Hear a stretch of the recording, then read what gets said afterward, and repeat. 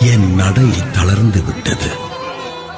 நான் மிகவும் பலவீனமாக இருக்கின்றேன். என் உடலில் சக்தி இல்லை.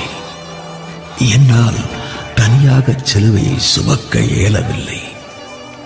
வாழ்நாள் முழுவதும் அடுத்தவர்களுக்கே உதவி செய்து வந்தேன். இப்போது எனக்கே உதவி தேவைப்படுகின்றது. எதிர்கொண்டு வந்தான் சீமோன்.